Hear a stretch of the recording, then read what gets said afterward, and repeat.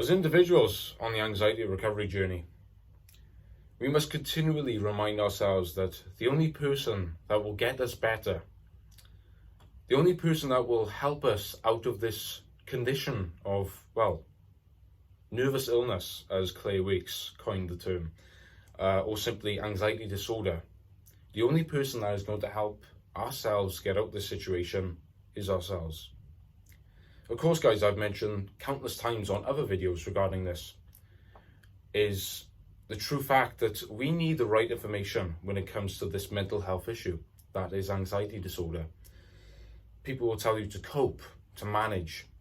They will give you 101 steps to try and alleviate your anxiety.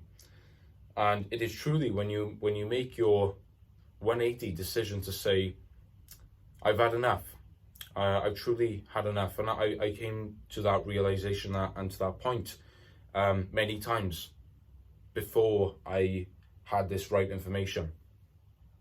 And they weren't nice realizations. They were points where I became hopeless. And I was without remedy. I was without remedy to the point where I was using these coping strategies and they weren't working. And it's almost as if we are still in the dark ages of anxiety recovery, but it is only because this information hasn't been put out into the mainstream. But ultimately, what I want to talk about in today's video is that we are 100% responsible for our own recovery. It is based upon how much discomfort are we willing to feel. And that is a difficult question to ask, because if you're a normal human being, you don't like discomfort, you don't like anxiety and stress and the stressful responses, and that's completely normal.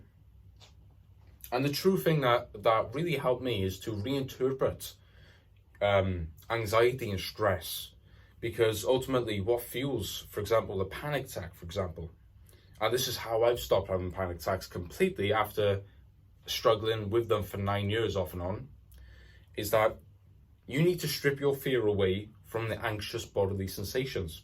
Once you reinterpret your response towards these anxious bodily and psychological sensations, you were able to move out of them.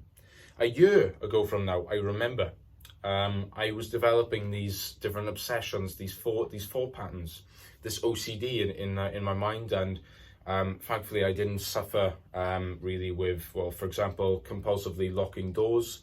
I laugh to myself sometimes. I might lock my car twice, just to know I've really locked it, But I have that, that I'm in control of that, and that doesn't have control over me. So that's the main thing. But yes, last year I had a sort of a season where I was struggling with these obsessive thought patterns, and I couldn't shake them. And what was fueling them was my resistance towards them. I was fighting the thoughts. And the nervous system catches on to that and says, oh, Adam is labeling that as a threat. We now need to stay on guard. We now need to label that thought as a threat. And if that thought is a threat, it's going to reoccur even more. And once I learned about the right information regarding Claire Weeks' work, about Sean Kassem, about the people in Dare Anxiety, Baron McDonough, Dr. Harry Barry, when he talks about, really, this is really what encompasses anxiety recovery, learning to become comfortable in your anxious discomfort. And this is totally down to us. An individual can have the right information regarding anxiety disorder. They could have 101 steps to recover, but if they do not take the steps themselves, they will not recover. And unfortunately, there are many incredible people out there. They really are. There's a lot of just amazing people with just brilliant characters. They're soft, sensitive, kind people with good hearts, and they struggle with this. And they have no remedy. People that I know from my community, there's an old gentleman in my church who was working in a factory. I think he was about my age, actually. And he had a panic attack. And of course, a panic attack is a completely bewildering experience if you don't know what's going on. And because he didn't have the right information, he continually feared those panic sensations, and he had to leave work, and it destroyed his life.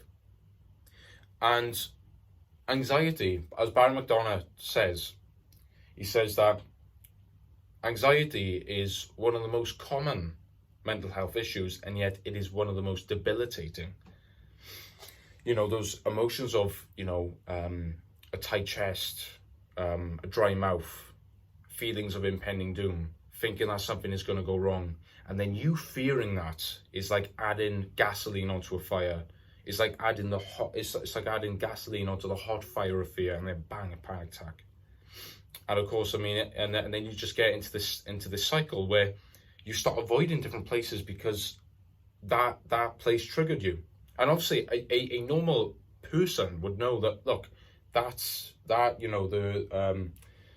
the grocery store, church, the nightclub, wherever it is, it wasn't the place that caused you to have a panic attack, but it was your response to those anxious bodily and psychological sensations.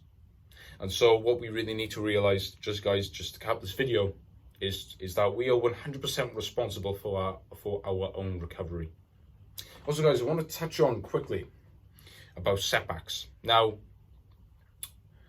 as you are on this anxiety recovery journey, I've been on it for about a year now. I started around April time. We're now Christmas Eve, so 24th. So it's been about this year. So give or take 7, 8, 9 months, whatever. And throughout my time, I was told by the resources, the material that I was using, that there'll be times where you'll be going onto your recovery journey, on your anxiety recovery journey. Things will be going great. You'll be making leap stones.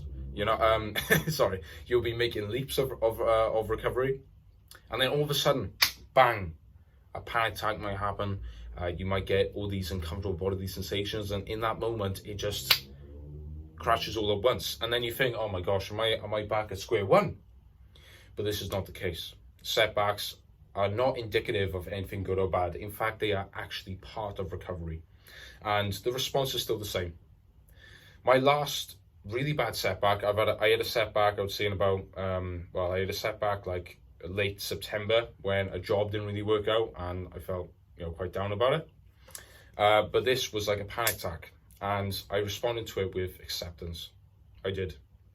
And I knew that to break the cycle of fear and to stop running away from these anxious sensations, that I knew it was only then, if I was to face it and to continually remind myself and arm myself with this information. This information is transformative beyond a shadow of a doubt, that a person who has suffered from nervous illness with a debilitating anxiety disorder has now got the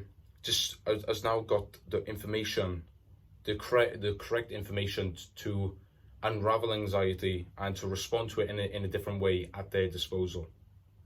So guys, I hope I articulated myself sufficiently. I hope this helps someone. Merry Christmas to everyone who was watching.